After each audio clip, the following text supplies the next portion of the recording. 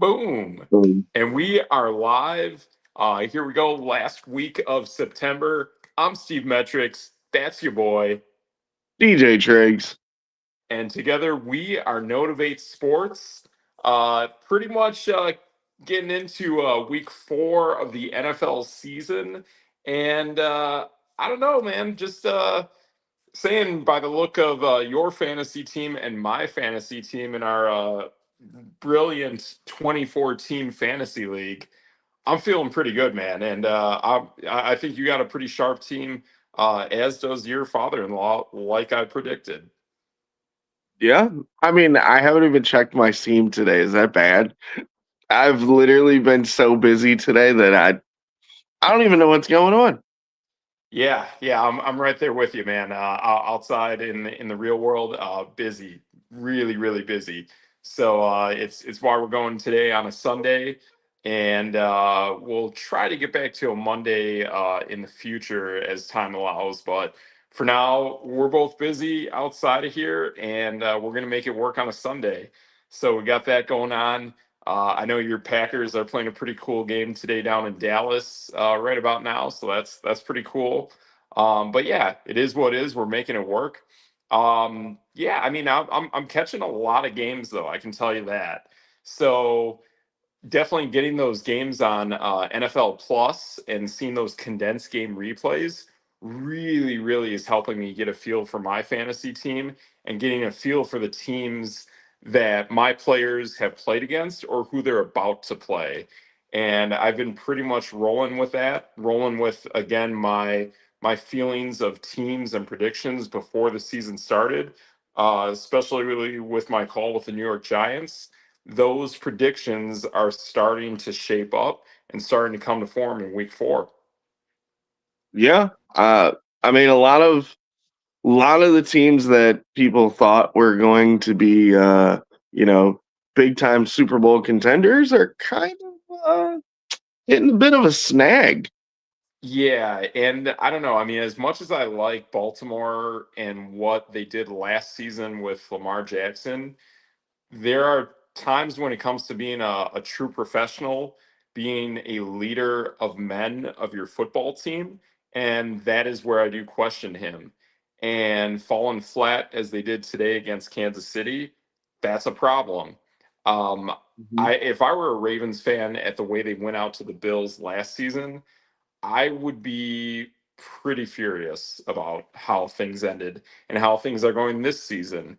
And to be honest, I don't think the Ravens can really go that far because I really don't think by regular season's end, him and Derrick Henry are going to be both full blown healthy going into the playoffs. I think it's great if it happens, but we're in week 4. There's about 15 or so weeks to go, and then you're in the playoffs. And man, that's a tall ask for a team like that. And Lamar in the playoffs just doesn't really work. So I have my concerns about Baltimore moving forward. To me, this was a team that I think was, in my eyes, a slam dunk to win the AFC North. And I mean, they got weird things receiving wise. I've always been a fan of Zay Flowers. Not 100% on how his game went today. I kind of go zero dark 30 when I'm on when it's literally a Sunday and when my Raiders are playing and kind of fantasy stuff. So I go a little zero dark, and I don't know everything about the games in the moment. But Zay is kind of like their one receiver that they use. They use the 12 personnel a lot. It's a rinky dink offense. It really is. It's exotic. It's very tough to game plan against. But if someone does know how to play against it, especially a team like the Chiefs, who's had massive big games over the last few seasons to end a season and to start a season, and now to play them in the 4th game of this season, that team is familiar with Lamar Jackson, especially the Steve Spagnuolo defense. I mean, just, you know, following talking heads, unlike ourselves, Kansas City was supposed to be dead in the water, and Patrick Mahomes didn't know how to play quarterback anymore. And then today he comes out and Oh, throws 4 touchdowns, and you're like, yeah, what are we talking about here? I mean, Travis Kelce had 5 catches. Xavier Worthy had 5 catches. I mean, it He's was one of back. those days. Yeah, right. Uh, just right out of the gate, they came out just firing all cylinders. Yep. And I mean, they doubled them up at halftime. And Baltimore's a running team. Like everyone knows that. That's why they have Derrick Henry. That's why Lamar Jackson does what he does. And I mean, if you look at their per averages, uh, they had good yardage per run. But then when I tell you they only had 6 carries and 8 carries, respectively, you sit there and go, oh, wait a minute. They had to throw the ball 33 times. Well, yeah, that's kind of what happens. And you get behind early. Well, you can't run Derrick Henry anymore. Yeah. Right. I mean, he was plowing through the times that he did run, and it, but at the end of the day, you don't want to turn into a shootout if you're Baltimore with anybody. Right. Yeah, that's exactly the case with how you do it. I'm with you on the fact that I think I would have liked to run more. I have noticed that teams have just kind of generally had trouble kind of running against the Chiefs. Spags' defense is pretty tough, just in general. Mhm. Anyone that goes up against Spags, they're gonna run into some weird stuff. I mean, granted, there was in the Eagles game where that was 100% Spagnola screwing up. I don't know why you're going in cover zero, all out blitz against Jalen Hurts. He's going to pick you apart. He will find the open guy and he will make you pay for that. But generally, if Spags is not doing something erratic and crazy in the moment, he's going to hit you with a good game plan and he's going to hit you with blitzes in very well timed moments that you're not going to see it coming. So if he has, and not only that, I mean, he's experienced Lamar Jackson and Derrick Henry twice in the last two seasons. So at least I want to say. So he is familiar with them. He knows where he has made mistakes and he can capitalize on that going into this game. Baltimore's got to be a team that the Chiefs have always had their eye on. So building a very strong, diligent game plan going into this matchup matters. And I think they came into this with just a head full of steam. They played very well against the Giants. I know it's Russell Wilson, but they basically executed the game against the Giants the way I thought they would. And then you carom that into how you're going to play against Baltimore, which is going to be a kind of a nasty, kind of in your face kind of team, just like Cam Scadaboo is. So I give them credit for hitting them with that same kind of style of physical toughness. And even on the offensive side, Mahomes is playing tough, man. Honestly, through all this stretch that they've gone in the last 4 games, I can definitely tell you, Mahomes and Travis Kelsey, that's their offense, man. They're killing it. There's very little production. The offensive line is so-so. I mean, they cannot run block to save themselves, excluding today, which I haven't seen. But that being said, that is their offense, and they've been clipping with those pieces. It's not a great way to go as an offense, but if you can get that, and then today bring back guys like Xavier Worthy, definitely a little bit of Juju Smith-Schuster in there today, and then my guy from the Patriots, who I'm blanking on his name, but I've always been a fan of that kid, so I'm glad to see him shine. So you dropped a couple names in there. Let's jump to that Giants game. You said Cam Scadaboo, right? Cam Yep. Scadaboo was running like his head was on fire. Um, and he had to because Jackson Dart got his first start today. The Giants played the Chargers, and you know me, I am always skeptical of the Chargers, and I'm always like, I don't trust this team. And what happens? They fall apart and lose to the Giants. And I'll tell you this, I actually watched the Broncos Chargers game this morning, and all I've been hearing across medias, not social medias, but like medias of like radio and television, I'm Mhm. hearing and people and people I know and whatnot, people are saying that basically Bo Nix is no good. And I'm like, okay, that's a little sketch. So I watched the game this morning between LA and Denver, and Denver won that game. Sorry, LA won that game somewhat convincingly because of defense, to be honest. Mhm. Omarion Hampton's starting to do his thing, so I like seeing that. Uh, the Chargers, in my eyes, right now, of everything I've seen, they have the best receiving core in the NFL by far. All three of their guys, legit number ones across the board, straight up. But I will tell you this against Denver, there are five Denver plays, and there some of them are penalties, some of them are like awful tackling. The way that what's his name, Quentin Johnston, early in the game catches the ball and then caroms off of two guys who like they kind of stop him, and it's like the guys think that like forward progress stops, so they just forgot to tackle. Well, they didn't do that, and then Quentin Johnston rolls out for like another stupid 50 yards, and they're at the 20, and then they go on and score. That's a boneheaded mistake. Things like that, the penalties.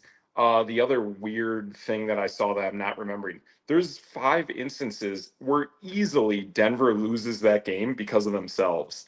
To me, if Denver would have played a strong, diligent game like the Chiefs have been playing, they win against the Chargers. And I'm with you on that. Like the Chargers I've seen have done a few weird things. I do think if they lose a Lance McConkey, I think that could be a very problematic thing, just like the Ravens. But instead of Henry and Jackson, if the Chargers lose either Herbert or Lance McConkey, that's pretty devastating to their offense. Lance is like the only true slot, kind of route tree, middle of the field guy they got. Other than that, their other guys kind of work the flats. Keenan isn't working the whole field like he used to. He's really a flat guy. And Quentin Johnston is still also that kind of DK Metcalf, Devontae, that just kind of works kind of the sideline. Big outside tight end is what I like to call those players. So I do see some wonkiness. I will tell you this though. I mean, I haven't seen the game, but of the three games I've seen, LA, the Chargers are easily one of the best defenses in the NFL, man. Maybe they're losing a guy here or there, but seeing the way, especially that secondary plays, it's like very few teams can really get any kind of good throws off against the Chargers. So, I mean, I do like them. I definitely think they're a wild card team. But is a game like this that much of a? It is a surprise to me. I didn't think the Giants would pull this off. I thought they could play kind of good, but to just basically show up first game Jackson Dart and get a big win, that I didn't see coming. Yeah, I mean, it was Lad McConkey, is I believe who you're Oh yeah, referring to. yeah, Um, the one thing I took away from this is like fantasy implications, right? sure, I'm really big on Jackson Dart. His dual threat yes, ability. He had 50 yards and a touchdown. He threw for yep, 100 and a touchdown. okay. And yeah, those throwing yards are probably going to go up a little bit with the passing. Uh, but the weird part of this fantasy year so far, guys like Brian Thomas Jr., right? Yeah, Guys like Lad McConkey, guys like Malik Neighbors, like these top number one wide receivers are just flat. SOL, so out of luck. I have no idea. Um, Yes. Lad McConkey had one catch for 11 yards. He was third on the team in targets, behind Really? Keenan Allen of all guys, and Quentin Yeah. Johnston is just the man right now. Yes. 13 targets. Yep. And then on the other side, Malik Neighbors was fourth on the team in targets. He only had 3 targets today. I mean, One I catch. did hear, yeah, I did hear this stuff before the season that there are like two rookie wideouts on the Giants that are like a thing, and that might be Oh, the thing. They didn't it do was anything. it was it was Darius Slayton and Wandell Robinson Okay. Well, and then was and it Theo Johnson? Was the other guy? Theo Johnson. Yep, Theo Johnson. Gotcha. I- Interesting. And it's just So yeah, yeah. and they ran the ball 20. Well, between the running backs, they had 32 carries between Scadaboo and Singletary, and it's like, wow, what exactly are we looking for here? This is bananas. And boy, both those guys and Tyrone Tracy on IR are all on my fantasy team. And it feels pretty darn good, I'll tell you that. Hey, I mean they didn't put up like big numbers yet, but they might get there. They might get They there. might get there. I love having a full quarterback or a full running back tandem of an entire team, as long as they're not like the Dallas Cowboys from 2 years ago. Uh-oh. Yeah, Yeah, that let's was not painful, talk bro. Dallas Cowboys yet. Yeah. Yeah, that was the No Mike one wants McCarthy days. Oh man, he don't use running backs. uh yeah. Speaking of not using running backs, how about Minnesota and Pittsburgh playing this morning? And you talked about someone winning the AFC North. How about those Steelers, man? Yeah, so I'll tell you what, this game today, there's a few things going on, and I still can't cement Pittsburgh as being a legit team. You have Minnesota down two offensive linemen, and this offense that Kevin O'Connell runs, which is very smart, is not clicking yet with these guys. I mean, I saw Carson Wentz throw an horrendous interception in this game, and JJ McCarthy, sorry, man. It's not college football. The game you had back in the preseason against us, that was probably against second and third stringers, guys who are more college speed. So you're playing against NFL players, and I've seen this from Penix before today. Some of these guys, they're not up to speed with the NFL speed. And I wonder with Carson Wentz being on the bench for as long, could that be playing a part into this? Like that Minnesota offense just doesn't look right. And for the games that I've watched with Pittsburgh, it's been interesting. It's been kind of like rinky dink. It hasn't been too great. Granted, the Patriots game, I mean, if the Patriots don't keep causing a bunch of boneheaded mistakes, Patriots win against the Steelers. Seattle obliterated Pittsburgh. Like, don't forget that, guys. I watched that Mhm. game. They got annihilated. They went into a shootout with the Jets.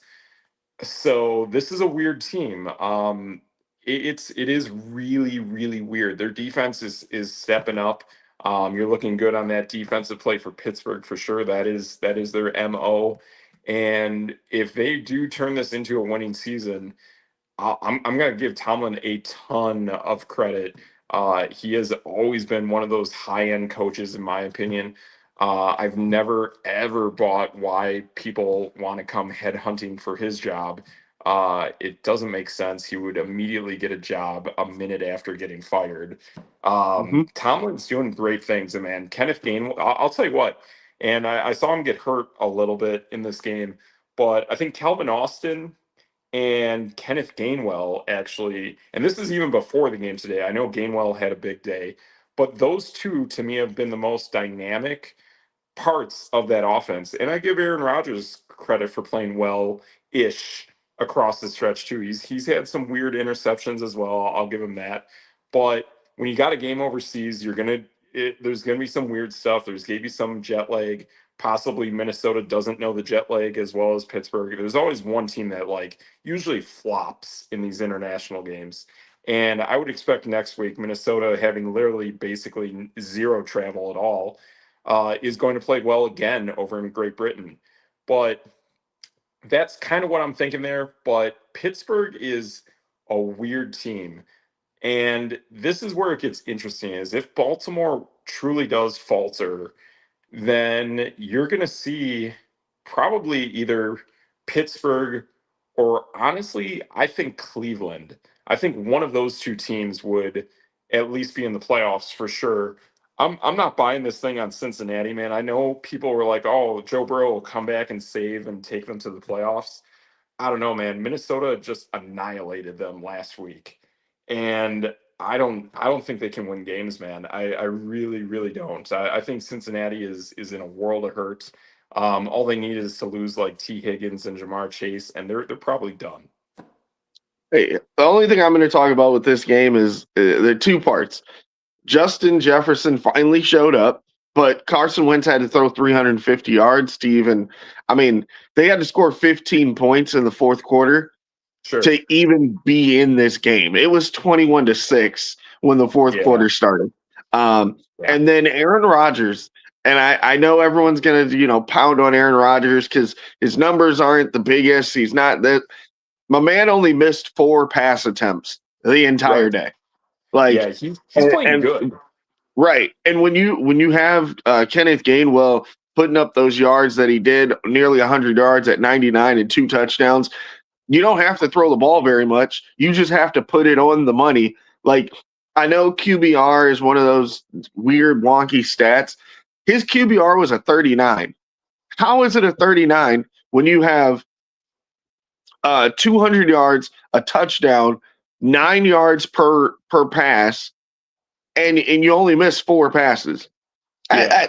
It's a little wonky. You know what I mean? Yeah. And I now think your team, fantasy scoring is more of a better gauge than yeah.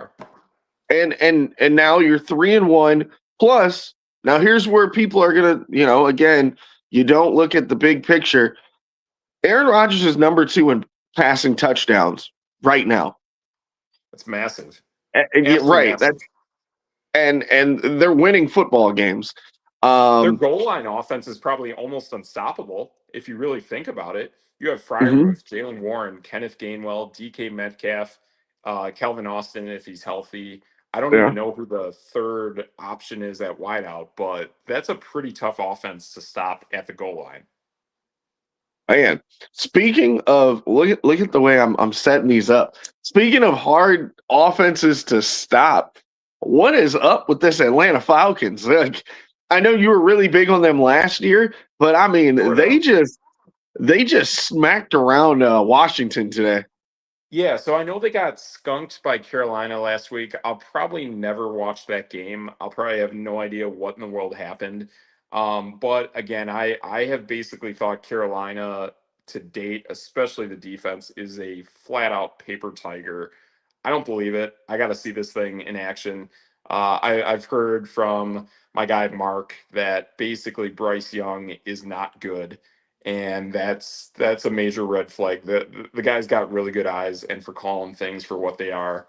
So Bryce Young to me is truly not an NFL quarterback. If we really want to be straight about this, Yep. the thing I've noticed about Atlanta is that I'll tell you this because I am doing this with the New York Giants and I'm doing this with the Cleveland Browns and Buffalo Bills backs in my other league. I don't think you can go into this season at all with Bijan Robinson and not Tyler Algier. If you draft Bijan, you have to get Tyler Algier. There's just no excuse. But the way Bijan plays, you watch him, it is awesome. It is like incredibly dynamic. I truly think him and Jameer Gibbs are probably the 2 best backs in the NFL. James Cook is pretty darn good too. I've been enjoying his games. He's on one of my fantasy teams, but like there's just this weird way of how they work him around the field that to me reminds me of Tyreek Hill. And somehow that is just getting to the level that defenses have to scheme more for Bijan Robinson, and that's going to allow Penix to grow. And the fact that Penix has a cannon. Now, Penix has to speed up his train of thought, and maybe he did that against Washington. But I mean, even again, too, against the Raiders, I didn't think Washington's D was all that. I thought that was more dumb Geno Smith and bad offensive line play. So that's where I'm coming from that. I don't think Washington is a good football team. And that's kind of where I'm at with that. So is Atlanta might be a weird one. I really strongly suggest people to watch Atlanta to really get a vibe for this team. But you can definitely count on Bijan. But if you also want to make sure that you can get it in there for fantasy, you gotta have Tyler Algier as well. Yeah, and it's fun that you're saying that. Bijan had 17 carries, Tyler Algier had 16. So they both got a touchdown. Bijan had 75 yards, Tyler had 50, but Bijan came away with a big like 70-yard reception or something of that nature. He had Totally. 100 yards receiving, but the thing that I take away from Atlanta, and Penix had a big day too, besides the interception. But Sure. the thing I take away from Atlanta, Drake London is just a one man wrecking crew. Um, yeah, you have Kyle Pitts out there sometimes, Darnell Mooney, who I thought Darnell Mooney was going to get a lot more targets. Yeah. One target today. Ray McLeod only had 2 targets. Like, there's literally nobody else on that team that catches balls except Drake London. You can guarantee London's going to get you 10 targets every week, maybe close to 100 yards. If he sprinkles in a touchdown here and there, they know who the ball is going to, and they still can't cover him. Well, I'll tell you that's the case with Washington. I have seen in fantasy lately because I've gone against Drake London frequently in fantasy matchups, and Drake London isn't all that. I He agree. Yeah, he can definitely be had. There was it, I saw the play. It wasn't 100% his fault, but whatever defense he was playing against, I saw it get peanut punched out. That would have been 2 games before the game before the Carolina game. So I don't know. Like there are times where it's like you don't have all of it of what it takes to really carry a team and be a true number one. Granted, he's been working uphill ever since he came into the league out of Southern Cal, but it's like Drake London is exactly a one man wrecking crew.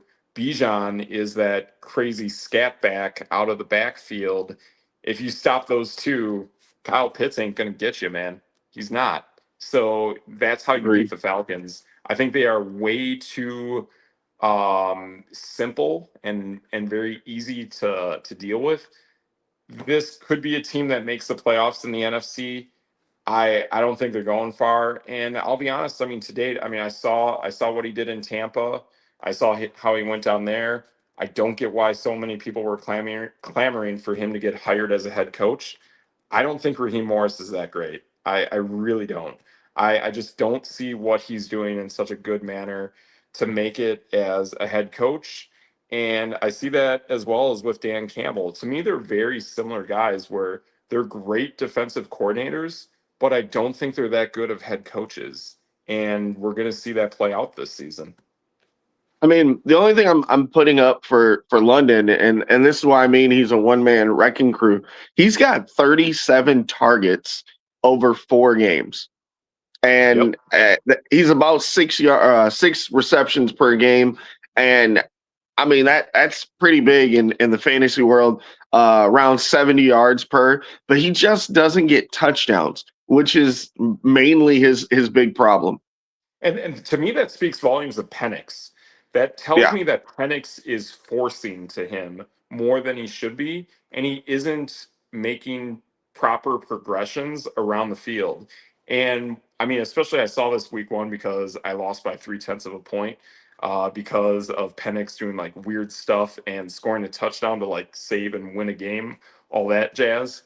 But it to me, Penix is very flustered by the speed of the NFL. At Washington, I kid you not, you can watch every game. He's going to have like 6 seconds in the pocket. In the NFL, he does not have that time. He is not processing information quickly as he needs to be. Granted, you get a win today, I'll give you that. But there's clearly a force going on with him that it's basically Drake London check down to Bijan. That's probably his progressions, maybe mix in a Kyle Pitts or some other guy here and there. But clearly, off of these numbers and receptions, it tells me he basically makes 2 progressions. That's all he's capable of now. And maybe that's all we're going to get out of him for a while. But he's got to ramp up his speed and he's got to figure out what it takes to take himself to the next level because Penix has a howitzer. He can sling that sucker and he has a beautiful tight spiral when he throws it downfield. He's an excellent passer. Now, is he scrambling more? Yeah, I like seeing that. I do like seeing that. But he is. I'll tell you this. Like I know he is actually a smart guy. Like he is a very smart player, but he needs to learn whatever it takes to ramp up that speed in his head. And when he does that, he's going to start opening up. I think Kyle Pitts is a guy that you got to play the matchup, maybe play him for a good matchup, but see how things go, because when Kyle Pitts starts to do more Kyle Pitts things, this offense is really going to open up. Maybe it's his offensive line. I don't know quite yet. I got to see it a little bit more. But I think Penix moving forward is going to get better. He might be a guy where he has a serious bad first season and then a big second year season. It might be the opposite where guys kind of regress. He might have the opposite. So What you got there, Triggs? I was actually about to bounce this over to uh, the Eagles Buccaneers game, but we got this on the bottom of the chat here. What we Hey got? fellas, in a half PPR league, I traded away Keenan Allen, I'm assuming, Scatterboo, Yep. and Abuka, who's actually where I was going to go to, for Amon-Ra and Rashad White. I know Rashad White's big on your board. My wide receivers are MHJ. Who is MHJ? Why is I my don't know who brain that not is. working? Marvin Harrison Jr. There we go. Good call. And JMO, running backs are Henry, A Chain, and Ham. Oh my gosh. Wow. That's scary. Right. Um, yeah. Did I do okay? So does he So have Bucky Irving out of this? I'm not seeing that. Who's the no. JMO RB? I don't know who that is. Yeah, Maybe who's the wide receiver? JMO. would it be like maybe Jamison Williams like you got on Dallas? Oh, maybe. Well, Maybe. no, that's a wide receiver because he says my wide receivers are Marvin Harrison Jr. and JMO. So Oh, is that? Oh JMO. man, now my Jamison like Williams, or brain would it be Jamison Williams, the wideout for Detroit? for Detroit. That's what I'm. Oh, yep, he just typed it in. Yes, Jamison Williams, because that's who I was gonna go. So I'm like, okay, Gotcha. and Okay. Marvin Harrison. Yep, yep. We just got a Yep. verification on the bottom. I mean, now you have I don't like the personally. I would rather be on the Keenan Allen, Egbuka, and Scatterboo side. I would not want to be right on the now Amon-Ra and Rashad White side. because yeah, I don't think you need Rashad White at this point with Henry, A Chain, and No. Hampton. There's no way those guys are going Yeah. to play, or he's It going to seems like play. to me you want more wide receiver production, which Amon-Ra St. Brown you'll clearly get. But Yeah, I'd rather have Keenan and stash Egbuka to IR or the bench, wait for him to get healthy. A friend of mine told me this too. Like Egbuka is the wide receiver from Ohio State. This is a rookie. right. I he's the guy who I totally bypassed over, didn't know who he was until that was pointed out to me. And man, watching him play is awesome. I But know you he's said hurt. get healthy. He's totally healthy, right? Oh, okay. Well, then he's Yeah. What? fantastic. I wouldn't trade away that guy. And Keenan Allen's coming back to what he was. And you know me, I'm a Cam Scatterboo. So I like all three of those guys, man. There's no way I deal those three guys for any two players, to be honest. Yeah. I mean, unless you got, I'm trying to just. I Tyler know Warren. Amon Ra's. I mean, Amon Ra's going completely off. So like, I'm okay with that part of the move. If it's a Um, Monra and Tyler Warren, you got something. I'll give you that. But otherwise, I don't think I'm doing this trade. Yeah, I'm very worried about the Rashad White part. Yeah, Just because, and you got the best player out of the deal, which is great. Um, and so Henry and A Chain and Hampton are going to start every single week. I mean, Hampton's probably going to be in your flex every single week. right, Um, so the running back part isn't the biggest deal.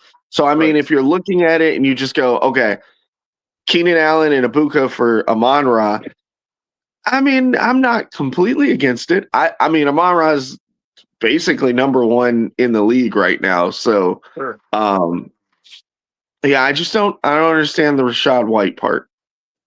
Yeah, it's got to be some way to balance the trade somehow, player for player ish.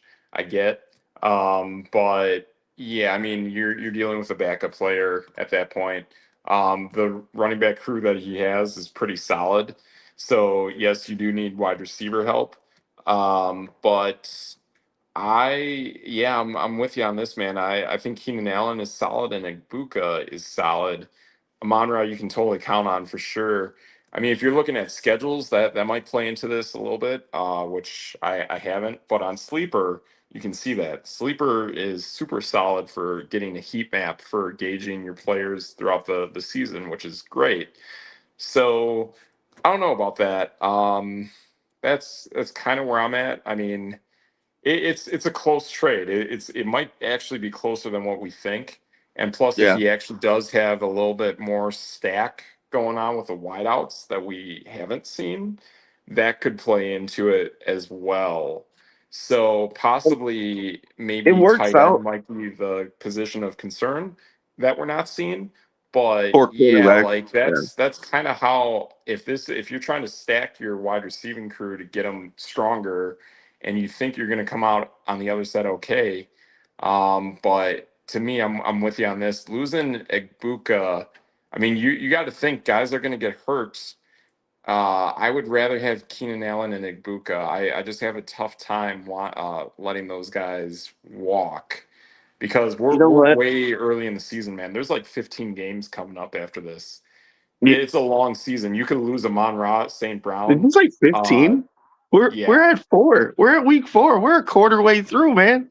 I know, exactly. I'm telling you, there's still 3 quarters of the season to go. It's long, and I want to make sure I got guys. It's a You know very what? long season. You know what? Yeah, Matt C. I am. You know what? I think I'm for his side of the trade now. So I started to get into some of the stats. Just popped up some ways here. Yeah, Marvin what do you got? Harrison, he is top 20 in yards right now. He's getting a lot of targets. He's up to 27 targets, which Yeah, I'll tell you uh, this. So Mark, my guy, said he watched the Thursday night game. He saw Marvin Harrison running weird routes, like not anywhere close to where he should be for where the ball goes. But mhm. again, I mean, I have my own terms of how Kyler Murray does not belong in the National Football League, and that has an impact on Marvin Harrison. It is what it is. And that I get that. I mean, he has. This is gonna sound weird. He has more targets than Amon-Ra right now. Yeah, Amon-Ra is but you just will more never have the efficient. production that Amon-Ra has. E- Amon-Ra is just exactly. awesome. Exactly. Now, I mean, yardage. Okay, hear me out here, because now I'm trying to side on his side of the trade here. So we go. Amon-Ra's got 25 targets, 237, 4 touchdowns. Marvin Harrison's at 27 targets, 208, 2 touchdowns. That's not bad. Now, the bad part of the side, Keenan Allen has more targets than both of them. He has less yards and more touchdowns. That could Um, change. and Abuka's obviously he's got more touchdowns totally. Um, Mike so Evans is hurt now too, right? I'm not sure how the I don't think so, but I could be Oh, okay. wrong. Um, The other thing too that we got to take into consideration that I like, and I've kicked this around in my head oh, you might be last right. season, even though I wasn't able to. Oh, okay. The what I wasn't able to execute last year is the stack of Amon-Ra St. Brown and Jameson Williams. That's a killer stack, especially for games played indoors, especially in Detroit. It means you have basically the entire passing offense of the uh, Detroit Lions minus their tight end. Basically, that's it. Like you have Williamson covering all the crazy deep balls, and then you have Amon-Ra St. Brown throughout the rest of the field. So you could easily rack up 2 to 3 touchdowns like that from just those two guys. You Hmm. getting those touchdowns is massive. So that's the other thing that you have to look at this in a different eye is that the combination of Jameson Williams and Amon St. Brown is very hard to pull off. And if you have Hmm. it, it's like a handcuff, but it's like a Yes. combo as well. It's pretty bananas if you can execute it. So again, I'm deep diving because this is what we do. Totally. Yep. Uh, I kind of Rashad White even kind of he lit it up a little bit today too. He's going to He play a was factor. third in he was third in targets on this team because you're right. Mike Totally. Evans is down. Yep. Abuka and Chris Godwin both tied with 10 targets. Rashad White had 5. He was third in receiving yards on the team today. Plus, he had another 6 carries. So I'm like, Keenan you could know pull a what? hamstring at any moment. You know that. Yeah, And it does but happen. you know what? I think I'm kind of on the Right. Amon-Ra and Rashad White side. Yeah, I More mean, if you know upside. you need it to work on wide receiver, Yeah, because I'll tell you this, man, like Marvin Harrison Jr. is on the back of a milk carton until he gets a real quarterback. So I can't bank on Marvin Harrison yeah, getting like legit production. But if you have a Monroe St. Brown and Jamison Williams, you might be able to get by with just those two guys. So that's right. where it gets a little bit funky, and you need to make sure you actually execute. So if you're looking for long-term stuff, and also just about every fantasy league, you should be able to find receivers on the waiver wire. So it is a position that you don't have to be like totally 100% concerned about for who's out there, because you can actually pick your poison on any given week and you can generally slide people in. But if you're trying to make sure that you still can move and get some big production, then that combo is what you need. Plus, Rashad White is a solid tailback, solid handcuff running back as well. Yeah, Then in this case, it looks solid, yeah. and your running And back those production is going to get you there too. right. That's through the roof. There's nothing we can do about that one. I mean, like you Hampton's know done who's gonna nothing be. this season. Yeah, true. But you know exactly who's gonna play. I mean, yeah. If you, I mean, I would still put him in at as my third. But I just mean yeah, Hampton's going to take off later in the season, I like he I did think so against too. Denver. I mean, he's still a top 30 back. He just hasn't Oh, had any totally. touchdowns. He'll But get him. at the same time, Derrick Henry's he's a monster, and Yeah, he A needs two Chain's going to plays. do just about everything. Yep. Yeah. So in that sense, I mean, knowing about the Jameson Williams stuff, knowing that you can't totally count on Marvin Harrison Jr., then in that case, you kind of do have to pull this trade off. It does make sense. I'm with it. Like I Yeah. love being the guy that can double up and then get the best player. Absolutely. Yeah, absolutely. It does put you ahead substantially, but just even though knowing that you pull this off, figure out how you can still secure your team on the back end and be ready for when certain guys go down. That's really going to help you in the moments that you don't see it coming. And man, football's a violent sport, man. You can lose guys like that, and it hurts. So just Yeah, have a little bit of that coverage, and that's where this Amon Ra, St. Brown, Jameson Williams play comes into play, and it's going to do you well in the long run for sure. right. So just to go on the nice. Yeah, no worries. No worries at all. There you go. Um so fun thing to go on right off of that since we were talking about Tampa Bay and running backs and receivers. If I told you that Jalen Hurts only threw for 130 yards, Saquon Barkley only ran for 43 yards, and the Eagles still won, like what the heck is going on here? Yeah, that's pretty wild. It tells you that still the Eagles are going to dominate you in the trenches, and somehow, some way, that's how they're going to win a football game. They're going to win Yeah. ugly. They are the best equipped team in the NFL to win ugly. Probably, I don't know, maybe outside Kansas City, because Kansas City will somehow figure out how to win weird looking games. Hmm. Yeah, I mean it's bowl and shoe ugly, as they say, but Yep, sometimes you just gotta get it in. absolutely, absolutely. Um, I'm trying to keep my eye on the Packers game as like Okay. I'm Yeah, I'm like, still zero dark 30. I know you're telling me some stuff, but there's some stuff I don't want to know, and just kind of oh, want to keep rolling. So that's cool. hey, I mean if you want, we've gotten through most of the games. I mean, I don't really care to. I know I'm a horrible person for saying this, but we obviously know New Orleans is a bad team. Right. Cleveland's a pretty bad team. Carolina's a bad team, and Tennessee's a bad team. We don't really need to talk about them. I mean, Yeah, Tennessee is a is it? shocker though. That's the one I didn't see happening. I didn't think they were going to be this bad. Ooh, yeah. I mean, You know the what's head weird? coach's father is an offensive line coach. Dude, I thought Calvin Ridley was gonna be an undercover steal. That guy, you talked about milk cartons.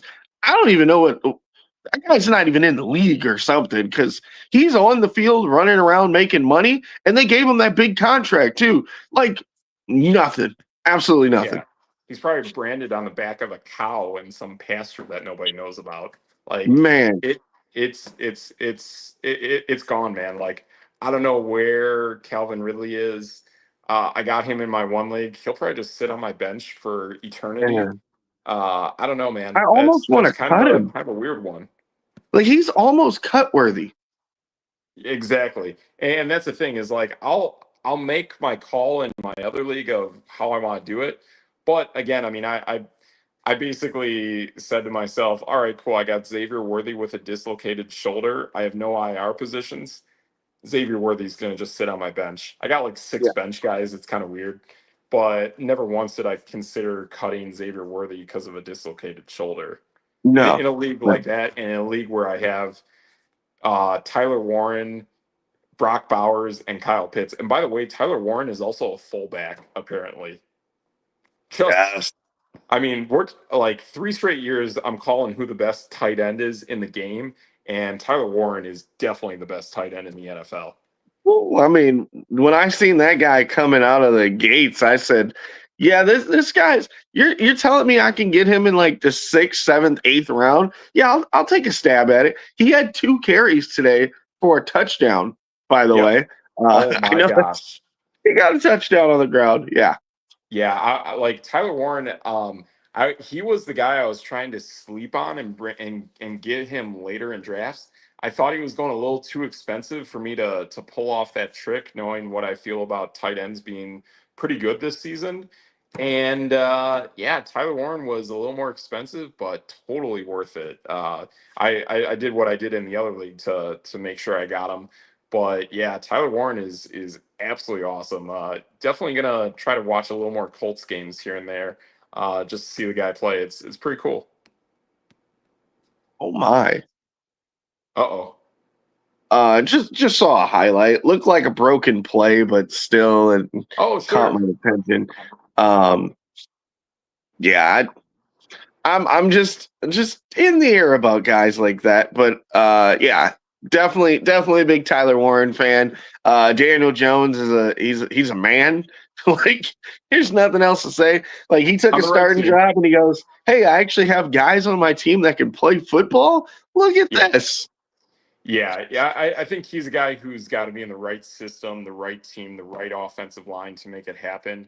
Again, too, I think Gardner Minshew with the Raiders was a complete disaster. But I'll tell you this, if anything were to happen to Mahomes, I think Minshew will absolutely work with the Chiefs because it is Mhm. that system, it is that offensive line, it is that kind of style play. He with what he's done between Shane Steichen and the Colts, Andy Reid is exactly part of that tree, so it would work. We haven't seen it yet. We may not, but there's certain guys that when they show up in different systems that they're going to work. Now, one how in the world Carson Wentz works with Kevin O'Connell? No idea. Will it probably work? I think so. But is it going to take a Ooh. little while to build into that? It will. But there are times, I mean, I only saw the first half of that game, to be honest, or I saw the end of the second quarter and the whole third quarter. I feel that Carson Wentz, I mean, again, you can just see that speed of the game is a little too fast for him. So I don't know. We'll see how it works, but some guys in the right situation can pull it off. So this is something I love this. I am a big believer on this one. So Caleb Williams he's doing good stuff. I can't hate him. Right. Dak Yeah, I've already dropped Dak in a league I'm in for Jackson Dart, Tough so schedule I'm too, all I've for heard. that. Huh? Tough schedule, I've heard. Yeah, and I mean, he just doesn't look very good. I Okay. mean, Dallas in general, and then CeeDee Lamb went down, so like Yeah. I have That's your guy. no trust in that guy, you know. That's your guy. And then once you look at Drake May was supposed to be everyone's like darling and this and He, that. he's Like he's my darling. He's my he's putting darling. up, he's putting up good numbers. But I'm just not a fan of turnovers. Yeah, And I get it. he's had a couple bonehead turnovers. I Plus, don't. I don't know what does his rushing totals look like. I guess I'd have to Drake look May that can up. run. I can tell you that. Like Yeah, I haven't seen today's game, but what I saw from the Pittsburgh game and what I've seen before that, granted the Raider game was in the rain. So we got like one or two games where Drake May's kind of played in rain where it's been kind of weird. So I yeah. can't totally fault Drake May. I don't think we've fully seen what we're getting, but what we have seen to date from Drake May has been solid for a second year quarterback. So So I do his like that there. rushing. I think like if I could go anyone out there on the free agency market, I would probably go Jackson Dart over Drake May. But I Mhm. am a Drake May owner. I will not drop Drake May for Jackson Dart. That's Right. where it's like quantum fantasy football, and where like your perception changes based on what you've experienced. So for that, and I'll tell you this, I mean, I've been in on Jackson Dart. I was hoping in that giant fantasy other league that I had that I could get rid of some random player and get Jackson Dart as my third quarterback because I got Sam Darnold. And I'll tell you this, I don't fully believe in the guy with the Seahawks. So I was hoping to roll with Trevor Lawrence and Jackson Dart. I actually had Jackson Dart. I drafted him in that other league and then dropped him for Darnold, and here we are. But in the league that you and I are in, our 24 team league, I've been basically gung ho about the Giants all the way from week one, even though I had zero production from my Giants because of a Russell Wilson led offense. Now that it's a Jackson Dart led offense, and he did what he did against what I think might be at least a top five defense in the entire NFL, that's incredibly impressive. Mhm. I'm a big Jackson Dart guy. Like once I Totally. saw he was starting, I mean, like I said, I dropped Dak for him right away. Um Totally. How's the schedule I, look too? Like I don't really. I mean, I know I got my guys, but is the schedule set up for a favorable run, or what do you see? that's a good question. Let's go through it And the great thing too, when you get a before guy like we. Jackson Dart, is, and this is a sneaky thing I got to talk about, and I know Drake May was on that list, and I'm a Drake May guy. Both these guys, week 14 buys. You can ride Mhm. these guys throughout the entire fantasy season. So we've got New Orleans coming up. That's Beautiful. a good way to start your Yep. time after beating the Chargers here. Yep. Um, you got Philly, Denver, Philly. Uh Okay, oh. a little rough, a little Uh oh. rough. That's gonna be Yeah, tough. Is the yeah, game in Denver? it is. Oh, wow. Yeah. Woo. San Francisco, Chicago, Green Bay, Detroit. So, No, honestly, you get through that Philly, Denver, Philly stretch. Everything's gonna look a lot easier after that. well, I mean, Green Bay is one of the number one offenses or defenses in the NFL right Defenses, now. they are. Yeah. They are. Um, and then you play at Chicago and at Detroit. That's a little tough. It, Um, it is tough. Oh yeah. we just saw what Detroit did to Cleveland and today, and um, I'm then impressed you with got both coordinators on Detroit. I'll tell you that. I know they got replaced, but the way Dan Quinn has replaced his with the two guys he's got now, I don't really know much about these coordinators, but what I've seen from the game I watched, these guys are in, man. Detroit is back to exactly where they left off last season. These guys are good. you go to New England again. That's pretty tough. The way New England's been riding right now. It's Uh, doable though. It's doable. Like New England is okay.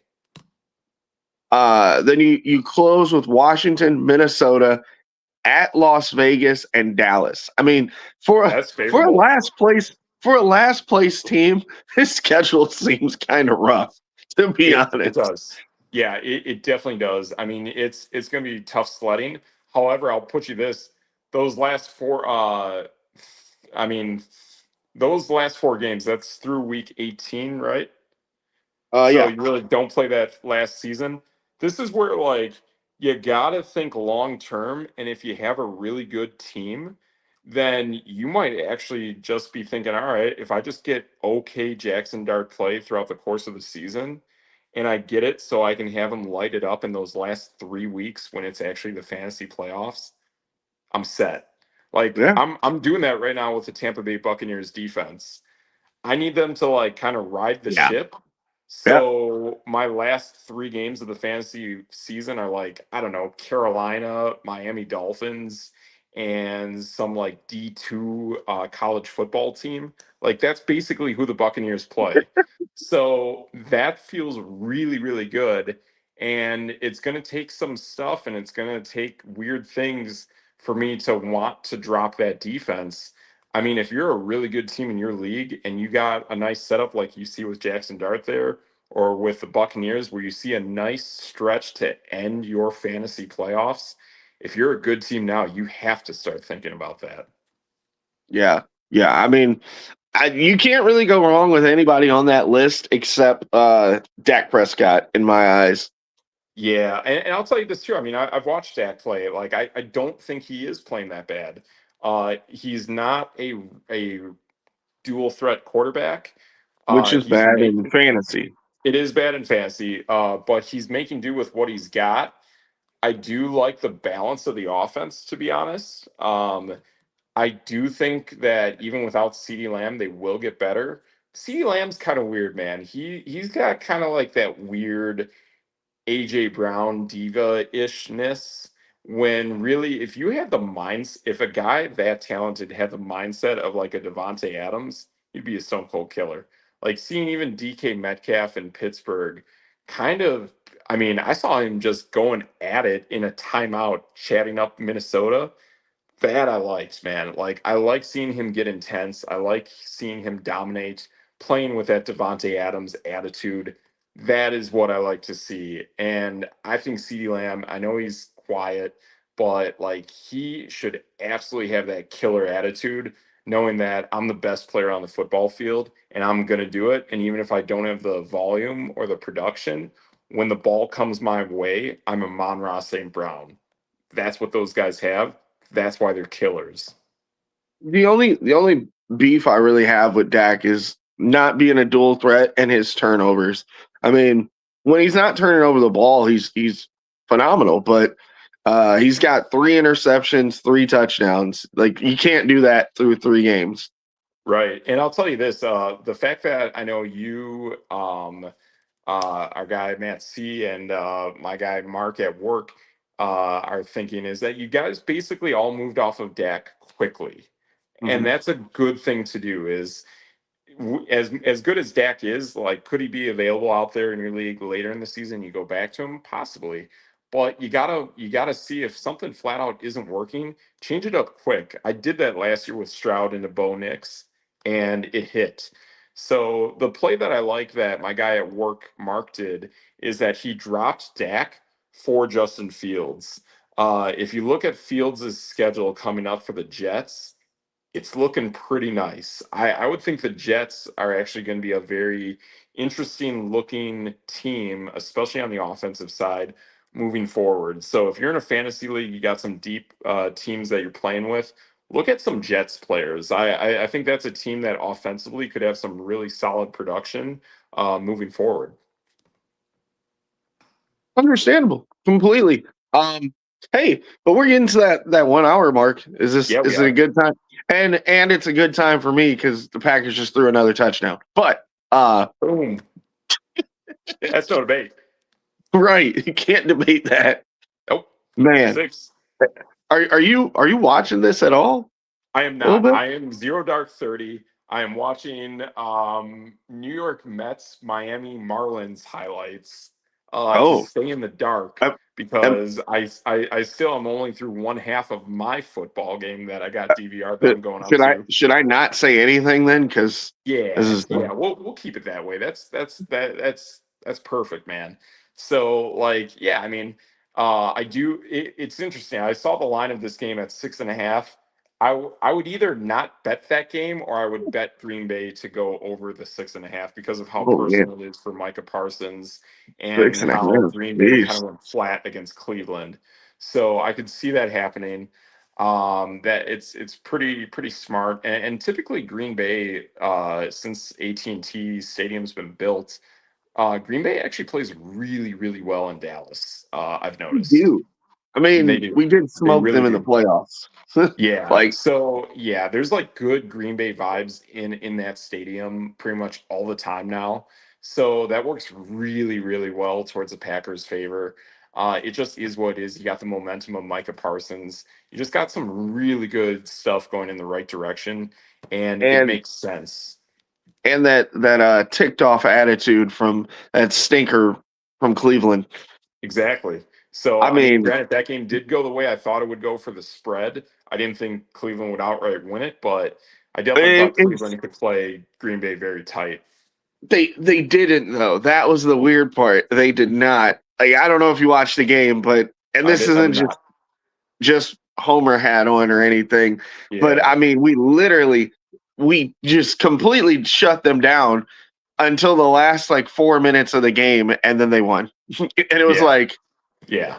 now, yeah, our offense was kind of mute, but at the same time, Cleveland's one of the best defenses in the NFL, You can't run easily, on right? Jim Sports, No, and and that basically is your second or best player in Josh Jacobs. right, and that was the weird part was, well, why didn't we have something else to go off of? We didn't throw the ball very well, so like, uh, I'm trying really hard not to spoil what I'm seeing, but Oh, that's fine. uh, I'll tell you this though, and even if you guys spoil your game, I'm okay with it. Don't touch my game. But what I care about is I noticed so when I watched the Washington game, I saw kind of like what we see in basketball, how you force a player from the defensive side. You want to force a player to one side of the basket from what they typically like to go towards. And I noticed a major problem against Washington, where basically Washington forced Jordan Love to his right. He never looked left when plays were breaking down ever in that game, and that looked really bad. There was some weird stuff going on in that game from Jordan Love I didn't like, which is why I thought Cleveland overall pretty good defense that they could stymie Jordan Love. And sure enough, eventually the points mattered and it happened. So I don't know how things are going with Dallas, but again, Dallas just made Caleb Williams look phenomenal. Again, I think in this game they probably have a lackluster pass rush, and they're going to make Jordan Love look better than what he really is. So I don't know what you've I seen, mean, but seeing what I he's saw against already Washington was a concern. pretty good. I mean, I don't know how much better you can show the guy. I'm just saying I don't think that Jordan Love is, at least in this season, as good as what I thought he was. So I'm gonna see more, try to What? watch more. Yeah, the Washington game, I thought both Washington and Green Bay looked very bad outside of Green Bay's defense. I'm gonna need you to go watch some film, man. That's fair. That's debate. That's debate. That total debate. I mean, Yeah. his numbers are pretty comparable to like a Patrick Mahomes or a Spencer Radler. I don't Hey, know. good numbers don't mean you're good, and my I quarterback know. is part of that. I mean, I'm not gonna say good yardage and all that jazz is good. I'm gonna go off of what I've seen from actual quarterback play, and that was one of those that made me open my eyes like, uh-oh, yeah, we might have a problem here because like Tucker Kraft and Josh Jacobs are good, but you got some weird things throwing the football. I have not seen the clutch factor out of Jordan Love, so I do have some concerns that have to be addressed. I mean, you don't have to be clutch when you're beating a team by double digits. Just saying. You will have to be clutch eventually, though, and that absolutely is huge in the NFL. So I want to see that out of Jordan Love. I want to see that clutch factor. I want to see better progressions, and not living with only the right side of the field. So prove me wrong. Show me that. Show me that against a good pass rush that's not Dallas. I think Green Bay is going to knock it out of the park today. That's where I'm at. Well, I mean, that's debate. That's debate. That's a lot of debate. All right, you So want to wrap us up, yes, sir? sir. Hey, with that, I'm Steve Metrics. That's your boy, DJ Triggs. and that's no debate.